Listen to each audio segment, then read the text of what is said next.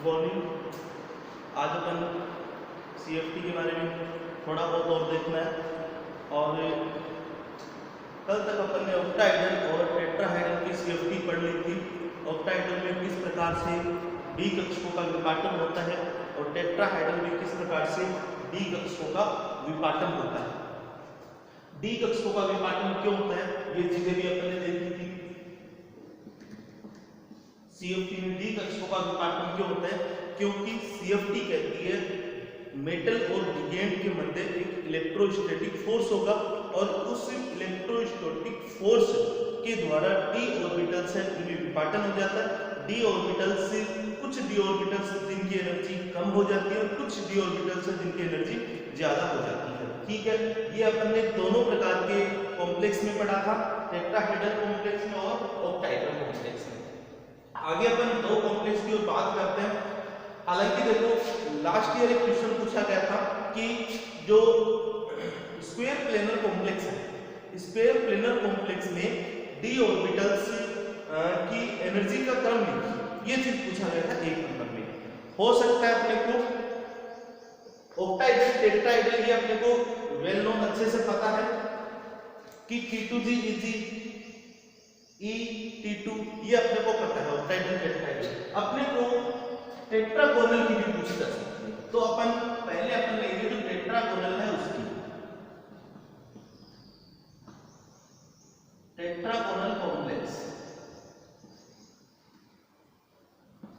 Tetragonal complex. अब देखो पहले मैं आपको इस कॉम्प्लेक्स के बारे में बता दूं कि इसकी शेप कैसे होती है, क्या होती है।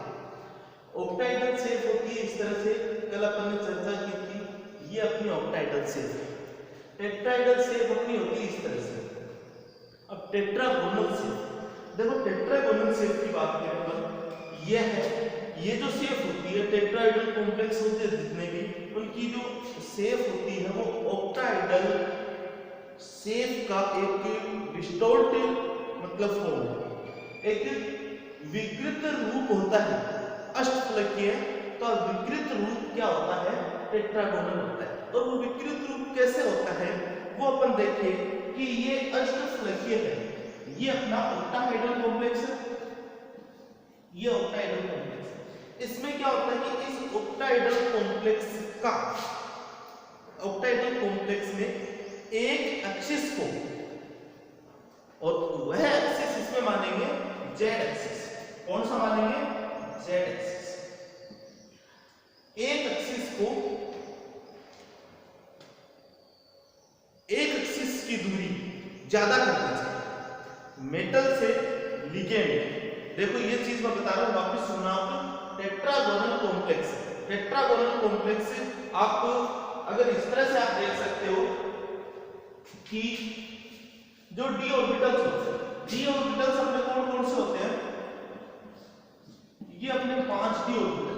देखना आप इस तरह से देख समझ सकते हो कि ऑक्टाहेड्रल कॉम्प्लेक्स, ये ऑक्टाहेड्रल कॉम्प्लेक्स है और इस ऑक्टाहेड्रल कॉम्प्लेक्स में ये क्या होता है? T2G complex. T2G का मतलब dxy। दूसरा कौन सा होता है? dxz।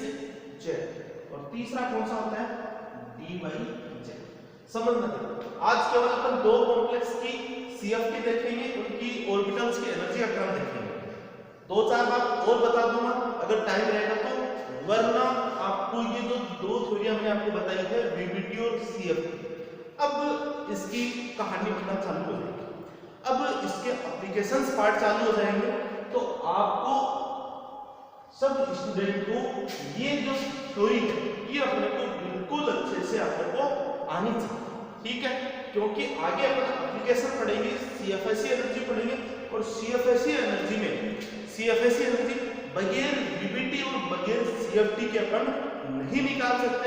और CFSE एनर्जी मेन आधार होता है कोई भी कोऑर्डिनेशन कंपाउंड और उनकी स्टेबिलिटी का। देखो तो यहां से टेट्राहेड्रल बना रहे हैं, क्या बना रहे हैं? पहले ऑक्टाहेड्रल, ये हो जाएगा EG, इसको अपन EG बोलेंगे। ठीक है, और ये हो जाएगा dx² और दूसरा हो जाएगा dz²। ठीक, ये कॉम्प्लेक्स कौन सा है? ये जो कॉम्प्लेक्स है ये कॉम्प्लेक्स कौन सा अपना ऑक्टाहेड्रल कॉम्प्लेक्स है, अष्टफलकीय संकुल। ये कॉम्प्लेक्स है अपना अष्टफलकीय संकुल। अब देखो इससे अपने को क्या बनाना है, इससे अपने को बनाना है टेट्रागोनल कॉम्प्लेक्स। टेट्रागोनल कॉम्प्लेक्स अपने को इससे बनाना है। तो मैं ये कह रहा था कि जो जेड एक्सिस है या फिर जेड एक्सिस पे जो ऑर्बिटल्स हैं उनकी दूरी बढ़ा दी जाए, ठीक है। अब देखो कि ये मेटल के यहाँ पे dxy, dxz और dyz, ठीक है।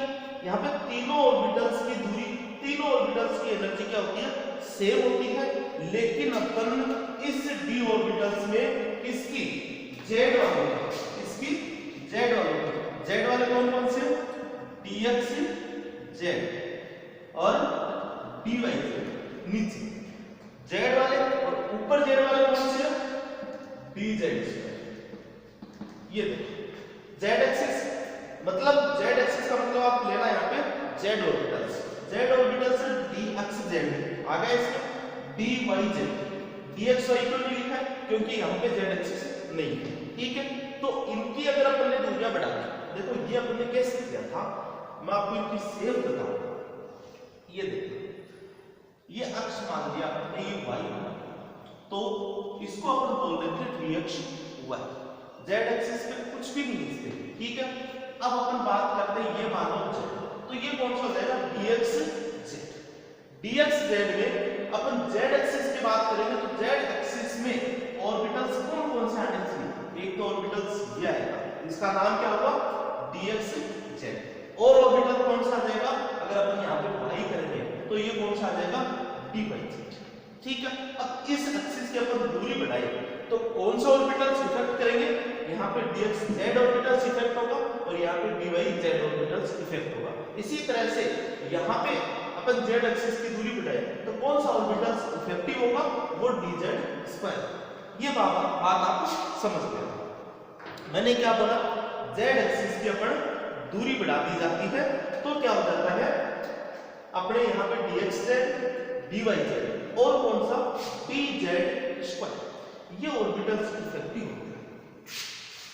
जितने भी dxy है, dxz है और dyz, ये मान लो इस एक प्लेन में है और इस प्लेन में से अपन z वाला अपन थोड़ा सा खींच देंगे। हालांकि z एक्सिस खींच रहे हैं और z एक्सिस के कारण कौन से, इन दोनों पे इफेक्ट हो, z एक्सिस अपन ने खींच दिया।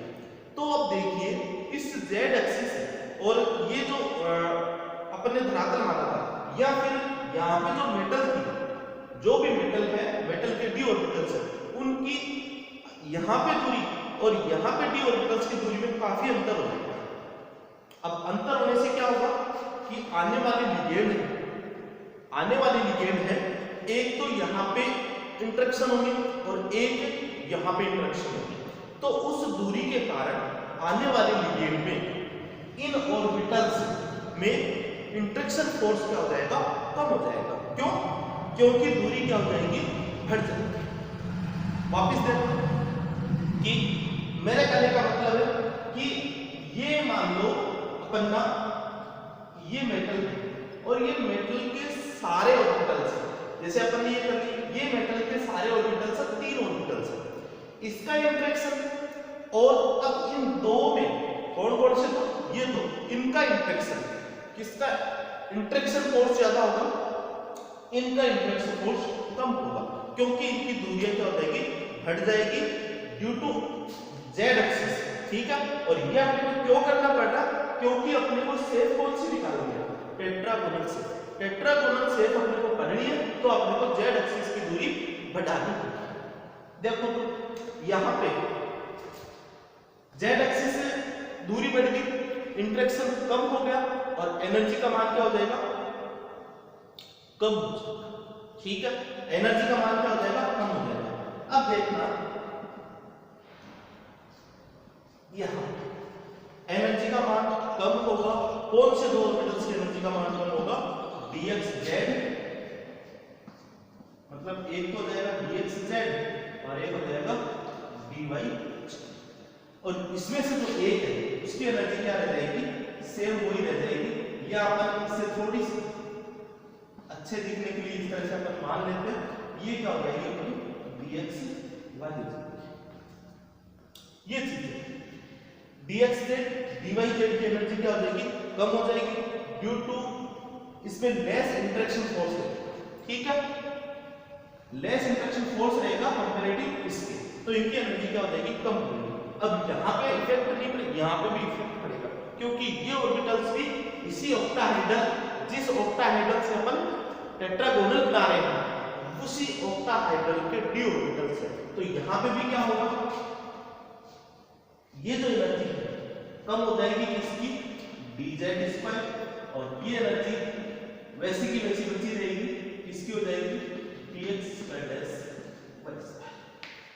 क्योंकि ये अपन पढ़ रहे हैं फ्लो ऑफ एनर्जी, ये अपन पढ़ रहे हैं एनर्जी, ये चीज।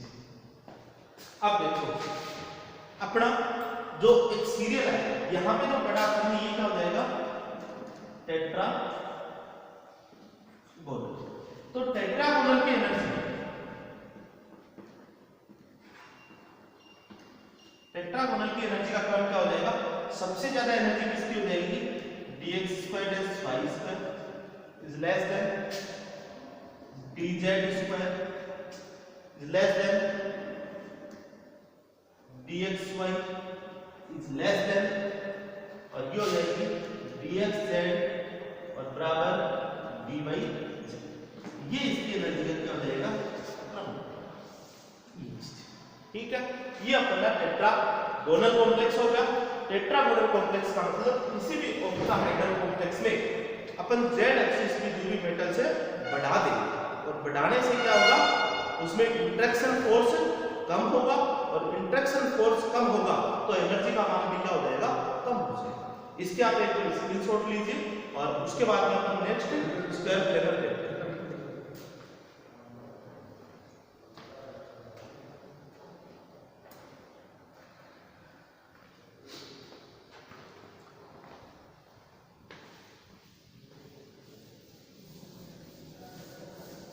देखिए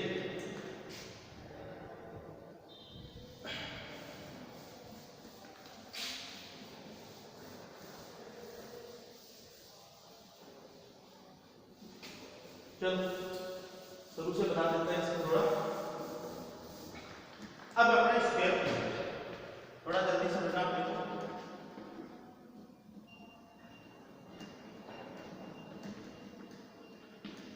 स्क्वायर प्लेनर कॉम्प्लेक्स, देखो स्क्वायर प्लेनर कॉम्प्लेक्स कैसे होता है, ऑक्टाहेड्रल से अपने को बताना, और ऑक्टाहेड्रल में ये d ऑर्बिटल्स है, और ऑक्टाहेड्रल कैसा बनाते हैं d ऑर्बिटल्स के लिए, ये हो जाता है अपना T2g और ये हो जाता है Tg। ये किसके लिए, ऑक्टाहेड्रल। इससे अपन ने फिर क्या बनाया है, इससे अपन ने बना दिया dxz dyz और dxy, ठीक है। इससे अपन ने बना दिया dz² और ये हो जाएगा dx²y², ये चीजें, ठीक है। ये अपन ने बना दिया किसके लिए, टेट्रागोनल के लिए। अब देखो ऑक्टाहेड्रल से टेट्रागोनल कब बना है, z एक्सिस को थोड़ा सा अपन दूरी बनाएंगे।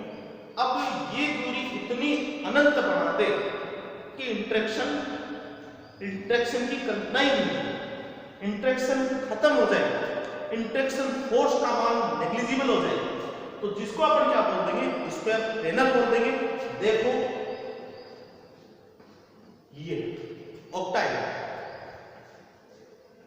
केवल एक बचा, थोड़ा थोड़ा डिस्टॉर्ट हो गया, ठीक है, थोड़ा थोड़ा कौन सा हो जाएगा, टेट्रागोनल, और ये क्या हो जाएगा, बिल्कुल अनंत हो जाएगा, इंटरेक्शन बिल्कुल खत्म हो जाएगा, जिसको अपन क्या बोलते हैं, स्क्वायर प्लेनर बोल देंगे। अब देखो उसी z को इतना खींच देते हैं, अनंत दूरी हो जाती है, z को अनंत दूरी हो जाएगी तो इंटरेक्शन और भी कम हो जाएगा, जिससे एनर्जी का मान क्या हो जाएगा, बहुत ही कम हो जाएगा।